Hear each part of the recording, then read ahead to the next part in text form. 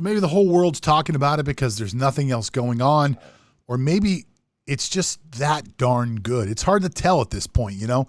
There's a documentary that's out right now. It's actually a docu-series. I guess that's what you would call it, not a documentary, but directed by Jason Heher. And this is an absolutely, and I think I've said his name wrong, actually. I don't even know how to say his name. I've been calling him Jason Heher. I've never heard it actually said out loud, but I'm a huge fan of the guy. And I should know how to say his name, but I don't. This is the same guy that actually directed a documentary that was made for HBO a few years ago about Andre the Giant. And a lot of people haven't put that together. But that Andre the Giant documentary was fantastic. And he is now directing, or he has directed, and is now putting out something called The Last Dance. And if you haven't watched The Last Dance is basically a documentary that focuses on the very last year that Michael Jordan was with the Bulls and the very last championship that they won. It was the last year Jordan was there. It was the last year Pippen was there. It was the last year Phil Jackson was there. It's this random story about how, you know, they had the greatest basketball team or one of the greatest basketball teams of all time, and then for some reason just decided that they didn't want it anymore. They just weren't going to pay the money, so they just destroyed the whole thing. They let Phil Jackson go. They let Scottie Pippen go. They let Michael Jordan, who was arguably, you know, one of the greatest basketball players, if not the greatest basketball player of all time, go. It was just bizarre. The entire thing. That's the part I think a lot of people haven't wrapped their head around is what's going on, is the fact that this is actually happening, and they're gonna destroy this team. But anyway, I digress. It made me start to think to myself, maybe Michael Jordan is the greatest basketball player of all time, but it's hard to measure. You know, people never talk about Bill Russell or never talk about Will Chamberlain. It's hard to put people in a category as far as their era and how things were different. So to me, I think it always comes down to the same thing. And I think about this from a quarterback standpoint as well. You know, in the NFL, who's the greatest quarterback in the world? Well, to me, the greatest quarterback is the one that wins the most games.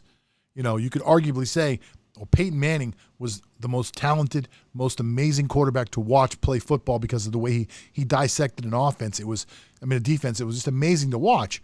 But, you know, Peyton Manning didn't win as many games as Tom Brady did.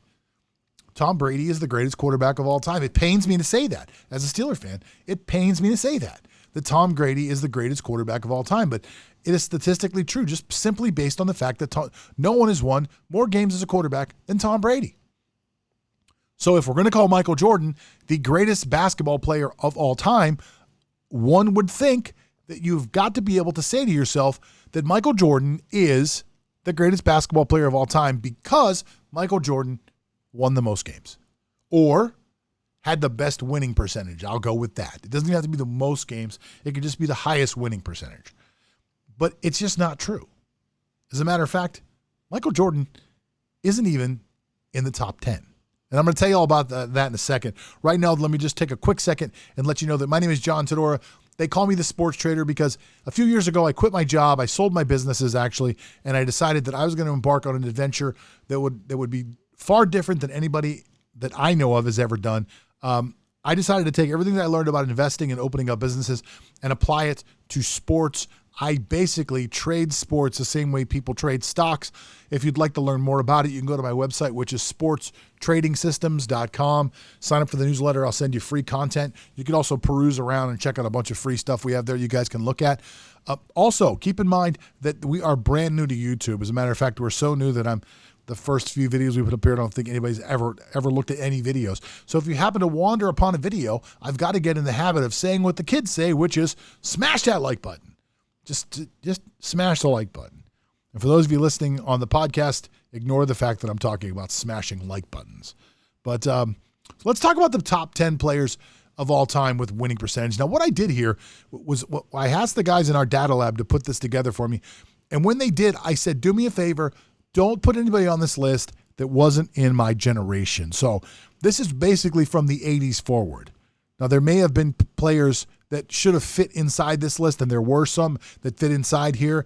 It didn't affect the top three, but there were players that fit inside here that were older, that would have fit inside here. Bill Russell, I think, was number 9, but I took him out. So some of these people have been removed, and it's just players that are inside my generation. Okay? So number 10 on the list, and this is a winning percentage in the regular season, not the postseason. Number 10 on the list, At 69.5% is Draymond Green. Loved by some, hated by many others. Draymond has got an amazing win percentage of 69.5. And strangely enough, right next to Draymond at number 9 is a player who a lot of people, compare Draymond to. I don't think he's quite the player that this guy was. This guy was weird. This guy was strange, but this guy was probably the best rebounder / defender combo player that you're ever going to see play. He would shoot. I think one of the things they're not going to tell us about, but they should, is in the last year, or I think the last 2 years that he played with Chicago, he averaged 2 shots a game. Talk about know your role. Dennis Rodman comes in at number 9. At number 8, Klay Thompson. This is a testament to how good they are out there in Golden State, by the way. 70%. Now here comes the San Antonio crew. Tony Parker at 71.1%, Tim Duncan at 71.9%, and Manu Ginobili at 72.1%. Somebody please explain to me, when we talk about the greatest teams of all time, somebody please explain to me, when we talk about incredible dynasties and teams that were just good for the longest time, somebody please explain to me why San Antonio is not a team that we talk about more often. Somebody please explain it to me. They were just too good? How are they not part of the everyday conversation here? It's very confusing to me. Number 4 on the list, at a 72.9% win percentage, was Michael Cooper. Now, a lot of the kids out there right now are saying to themselves, who the heck is Michael Cooper? Well, Michael Cooper was a shooting guard that used to play for the LA Lakers, actually. He was about 6'4", probably weighed about 62 pounds, but the guy could shoot like crazy. And he was a great compliment to Magic Johnson. Number 3 on the list, Larry Legend. 73.6% of his games Larry won. I mean, that's impressive as a basketball player. Number 2, the Magic Man. Magic Johnson won 74% of his games. Magic Johnson won an NBA championship as a rookie, and Kareem Abdul-Jabbar got injured in the championship series, and Magic Johnson, as a 6'8" point guard, had to play center for the Lakers and started doing like baby skyhooks, and they won the NBA championship. Why is Magic Johnson not talked about more as one of the greatest players of all time? I mean, when you have these conversations of like, oh, who's better, Kobe or Magic or Michael or LeBron, why are we not talking about Magic Johnson? How could you not talk about a guy who was just a revolutionary player like that? It's just amazing to me. Number 1 on the list, all-time winning percentage for a player. And this was, when I saw this, I was shocked. But I guess it makes sense. Kawhi Leonard, number 1. 75.3% of his games. Now, for those of you out there that are sports investors or gamblers or whatever you want to call yourself, you look at these numbers and you say to yourself, the money line isn't where it's at in basketball.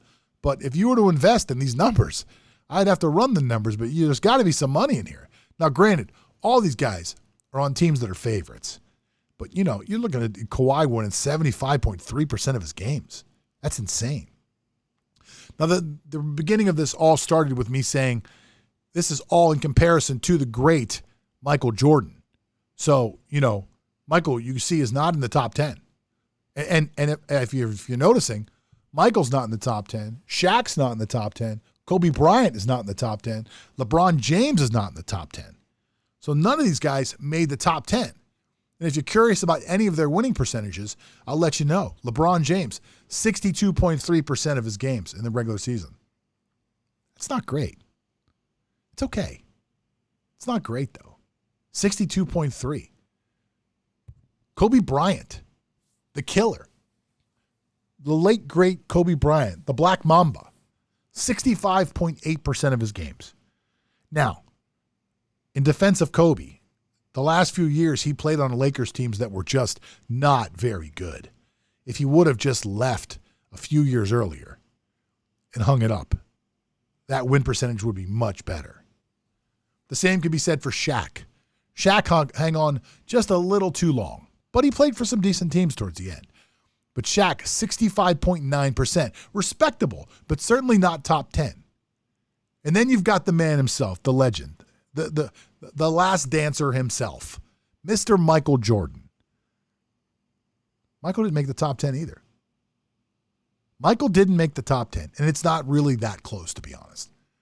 Draymond Green was 69.5%. Michael Jordan was 67.9%. It's like almost 1.7% off. And there were people on the list, the guys in the lab put this together for me, top 20, and I knocked off a bunch because they were all really close. Michael Jordan was like 19 or 20, I can't remember now, but it wasn't close in overall win percentage. I think our next list has to be, guys, the next list should be the one, we should do one about playoff percentages. But I found this interesting. If you're talking about the greatest players of all time, you know, Kawhi's got a chance now to be represented in that because you're looking at a huge win percentage. Now, if you're going to be honest about it, Kawhi played on that San Antonio team, again, that no one talks about. But, you know, you got Kawhi on that amazing team in San Antonio. Again, why is Magic Johnson not talked about more? Why is Larry Bird not talked about more? You know, it's questions you have to ask. I ask them. Maybe I'm just curious. I also don't follow what everyone tells me when they're like, this is the greatest guy. Now this is how it is. But I grew up on Magic and Larry. They were the greatest players of all time, in my opinion, whenever I was young.